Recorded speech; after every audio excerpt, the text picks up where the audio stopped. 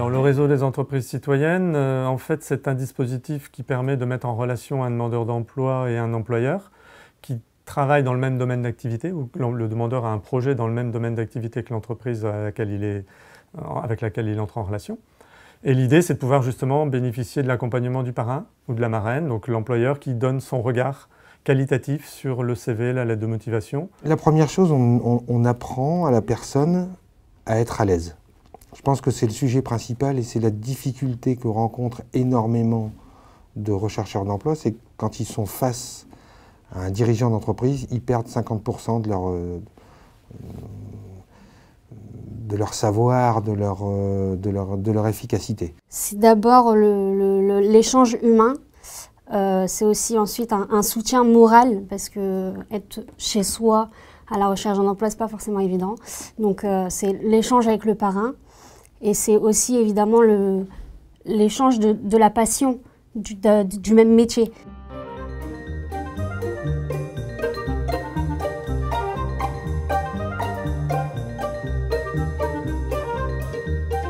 Un employeur aujourd'hui, il a en général ses propres préoccupations et elles ne sont pas forcément très simples en ce moment puisque l'activité économique, la conjoncture n'est pas très bonne.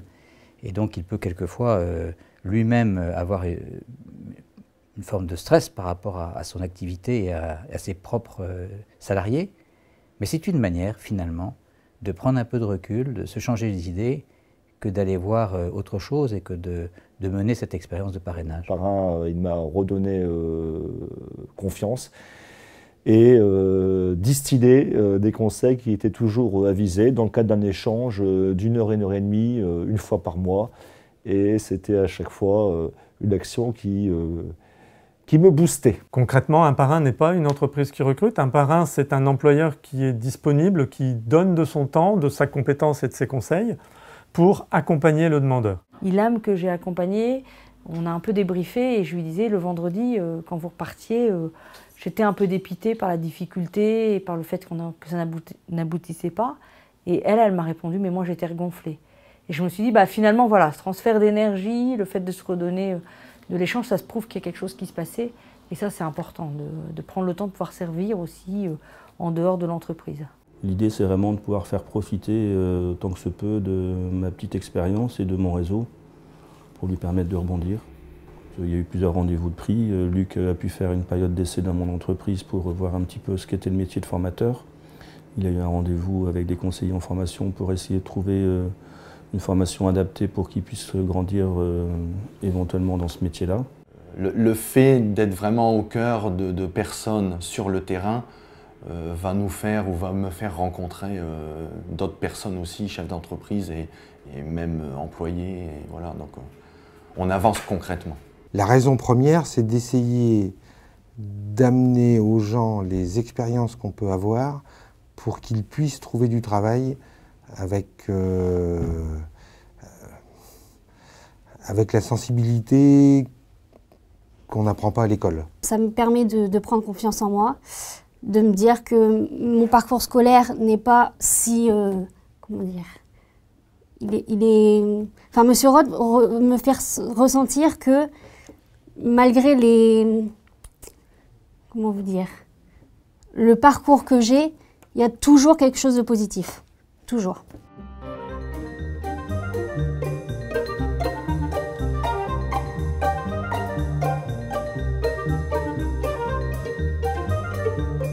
Moi, je pense, du retour que j'en ai eu des collègues, notamment des prescripteurs, des collègues prescripteurs, c'est une action qui donne du sens au métier de l'accompagnement.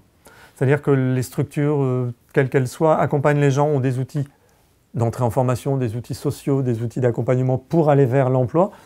Et il n'y avait pas forcément d'outils formalisés à ce niveau-là, de mise en relation, non pas sur une prise de poste, mais sur un accompagnement par un employeur. Et donc on a vraiment une qualité et une pertinence en termes de continuité d'accompagnement. C'est vraiment, voilà, ça donne du sens à un conseiller qui accompagne un candidat, qui le fait monter en compétences, qui le fait monter dans l'autonomie et qui après a aussi cet outil pour lui permettre d'élargir sa recherche d'emploi. Je pense qu'un parrain peut redynamiser un demandeur d'emploi lorsque la relation entre le demandeur d'emploi justement et le référent du pli s'épuise un petit peu. C'est là où le parrain peut constituer un relais intéressant. Cette action est extrêmement positive. Ça fait 3 ans maintenant qu'elle existe sur le territoire. Elle a permis, je pense, la reprise d'emploi, je ne saurais pas dire de combien de personnes, mais à mon sens de plusieurs dizaines de demandeurs d'emploi. On voit que aussi la liste des parrains s'est agrandie. Elle est partie d'un petit noyau et puis au fur et à mesure, elle s'agrandit, même s'il est vrai que parfois on en perd un pour des raisons X ou Y. Donc pour moi, cette action est vraiment très, très positive. Sur cette notion d'accompagnement privilégié avec une personne qui est dirigeante, donc qui est souvent mise sur un piédestal pour le demandeur d'emploi, qui fait peur, donc qui crée du stress. Et justement, donc cette notion d'approche de l'entreprise de manière conviviale et technique, puisqu'on va parler de la méthode de recrutement, on va parler des attentes de l'employeur, et ça ne reste pas d'une théorie, mais on rentre vraiment dans la pratique pour le demandeur d'emploi. Et puis, donc, le professionnel apporte une plus-value en termes de connaissances métiers que nous, donc conseillers professionnels, nous n'avons pas, puisque nous ne sommes pas sur le terrain. Nous n'avons pas cette connaissance métier.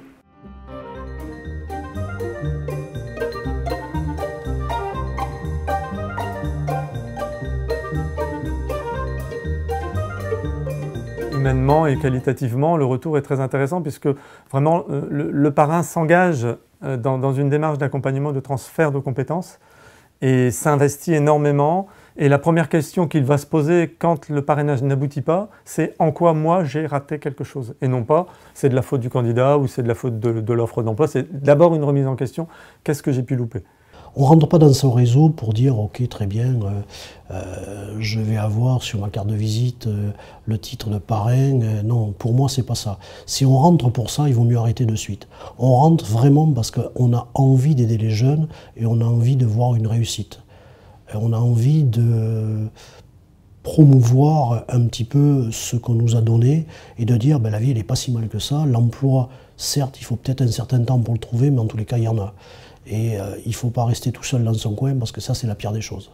Et même des personnes qui ont un diplôme, une compétence, ils vont à un moment ou à un autre retrouver un emploi, mais ce moment où ils ne le connaissent pas. Donc c'est vrai que la période des fois peut être de plusieurs semaines ou plusieurs mois. Et pendant ces mois et ces semaines, c'est pas des choses, on ne vit pas forcément bien. C'est vrai que humainement, en plus, on découvre des employeurs qui s'investissent vraiment, qui s'engagent sur la durée, qui sont fidèles dans leurs engagements, qui sont, indépendamment de la difficulté dans laquelle ils sont confrontés, dégagent du temps. C'est preneur de temps aussi, malgré tout, même si on peut dire, bon, ce n'est jamais que un rendez-vous tous les 15 jours. C'est quand même un rendez-vous tous les 15 jours, souvent sur le temps de travail. Alors, je suis un jeune parrain, donc les anecdotes, elles vont sûrement arriver par la suite. Non, pas d'anecdotes, mais en tous les cas, une expérience, ou le peu d'expérience que j'ai en ce domaine, très enrichissante. Parce qu'un partage, et parce que je trouve que on fait un passage rapide dans cette vie, et je pense qu'avant tout, il faut, et on se doit, de rendre ce qu'on nous a donné, c'est-à-dire de mettre à l'emploi ces jeunes qui en ont vraiment besoin. Peut-être une personne, oui, qui m'a impressionnée, que j'ai accompagnée quand Hervé m'a envoyé le CV. Elle avait 2 masters, elle avait un cursus de dingue. Et à la lecture du CV, je me suis vraiment demandé ce que j'allais pouvoir faire pour elle. Donc j'ai appelé Hervé en disant je veux bien, mais voilà, moi je vois pas ce que je peux faire. Et il m'a dit fais-moi confiance, reçois-la et on débriefe après. Et c'est ce qui est intéressant aussi dans le projet, c'est qu'on nous impose jamais personne. On rencontre et c'est ensuite un choix de la personne accompagnée et de nous, parrains, pour savoir si effectivement le binôme fonctionne et si on a envie de travailler ensemble. Je pense qu'on a tous un devoir d'aller au-delà. Au-delà en tant qu'acteur économique, en tant qu'acteur, je pense qu'à un moment il faut vraiment aussi rentrer, alors sans faire du social pour faire du social, mais je pense que notre job ne s'arrête pas à faire tourner une boutique. Ça doit aller beaucoup plus loin que ça. Et là, c'est une démarche citoyenne et moi ça me correspond, ça me va bien.